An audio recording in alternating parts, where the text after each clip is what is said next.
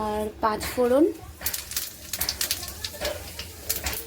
দিয়ে একটু ভাজা হয়ে যাওয়ার পরেই টমেটোগুলো দিয়ে দেবো তেলে। তারপরে পেঁয়াজটা দিয়ে দিচ্ছি। পেঁয়াজটা দিয়ে দিলে তেলে, গরম তেলে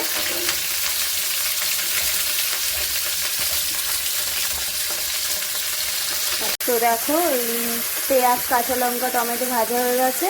এবার আদা রসুনের পেস্টটা দিয়ে দিতে হবে। তো দেখো গাইস, মশলাটা এখানে কষানো প্রায় হয়েই এসেছে। এখানে গুঁড়ো লঙ্কা, তারপরে হলুদ গুঁড়ো, এগুলো দিয়ে ভালো করে মা কষিয়ে নিচ্ছে।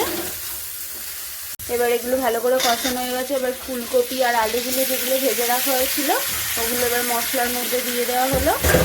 এবার এটাকে ভালো করে কষিয়ে নিতে হবে, অল্প করে জল দিয়ে দিয়ে। তো দেখতেই পাচ্ছ গাইস ঝোলটা কীভাবে মধ্যে মাছ ভাজাগুলো দিয়ে দিতে হবে। ঝোলটার মধ্যে গরম মশলা দিয়ে দেওয়া হলো। তো দেখো গাইস, এখানে গরম গরম মাছের ঝোল রেডি হয়ে গেছে।